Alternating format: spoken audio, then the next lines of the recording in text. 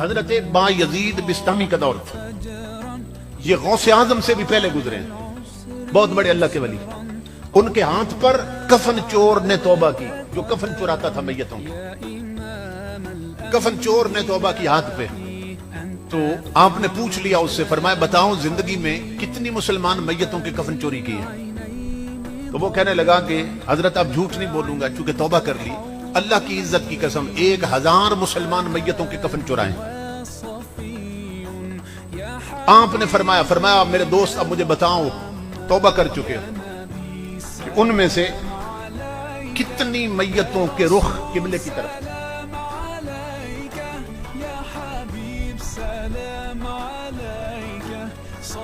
کتنی میتوں کے کفن چوری کیے تھے؟ 1000 میتوں کے. اور حضرت با یزید نے پوچھا بتاؤ کہ کتنی میتوں کے رخ قبلے کی طرف تھے, کیونکہ آپ جانتے ہیں جب میت کو دفن کرتے ہیں تو منہ قبلے کی طرف کر دیتے ہیں. اس چور کی چیخ نکل گئی جو توبہ کر چکا تھا. کہنے لگا حضرت اب جھوٹ نہیں بولوں گا, اللہ کی عزت کی قسم میں نے 1000 مسلمان میتوں کے کفن چوری کی, جن میں سے صرف 2 کے منہ قبلے کی طرف تھے, باقی سب کی گردنیں مروڑ کر چہرے پھیر دیے گئے تھے. کیوں چہرے پھیر گئے؟ اس لیے کہ جب دنیا میں منہ ادھر نہ تھے, 5 وقت مسجد میں اذان کی آواز آتی تھی, یہ اڈوں اور ہوٹلوں پہ تاش کھیلتے رہتے تھے. تو جب دنیا میں منہ ادھر نہ تھے, یہ ٹی وی پر ڈرامے دیکھتی رہتی تھی, مسلح ویران تھے گھروں کے, تو جب منہ ادھر نہ تھے دنیا میں تو قبر میں ان کے منہ قبلے کی طرف کیوں رہنے دیے جائیں؟ اللہ رب العزت نے گردنیں موڑ کر چہرے پھروا دیے تھے. 1000 میں سے 2 بچے تھے جن کے منہ قبلے کی طرف. اب معلوم نہیں ہمارا حشر کیا ہونے والا ہے. تو اس لیے غفلت کی پٹیاں اتارو, وقت ہاتھوں سے نکلتا جا رہا ہے. اور مرنے کے بعد ملک ہو, چودھری ہو, مار ہو, ڈاکٹر ہو, انجینئر ہو, وزیر اعظم ہو, بادشاہ ہو, امام الانبیاء کے غلام ہو, سب کو سپرد خاک کیا جاتا ہے. یہ نہیں ہے کہ چودھری مر گیا ہے تو اس کی قبر ایک کنال میں ہونی چاہیے, اور غریب مرا ہے تو اس کے لیے چھوٹی قبر بناؤ.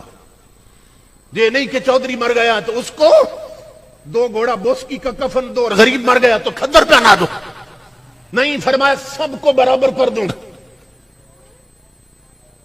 عملوں سے درجے ملیں گے. اگر عمل ٹھیک نہ ہوا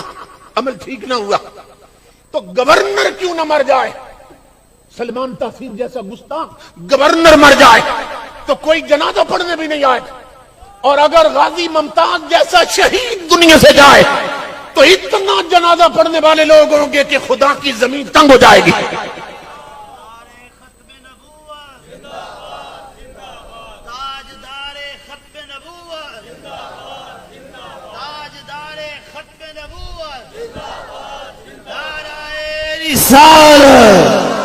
نعرہ رسالت, لبیک لبیک لبیک یا رسول اللہ, لبیک لبیک لبیک یا رسول اللہ, لبیک لبیک لبیک یا رسول اللہ. نعرہ رسالت.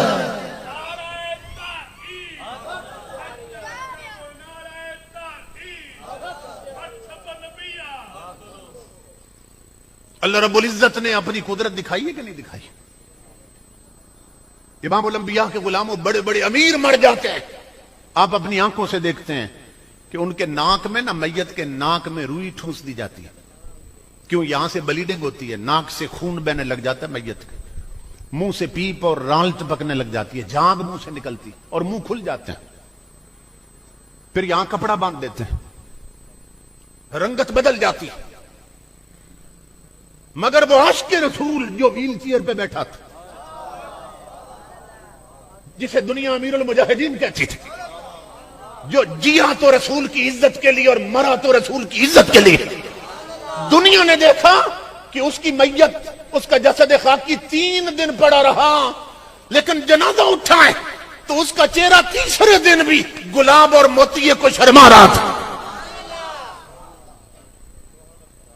تو بتایا جا رہا ہے ساری عزت اور عظمت تو حضور کے مدینے سے ملتی ہے اور تاجدار کائنات کی غلامی سے نصیب ہوتی ہے.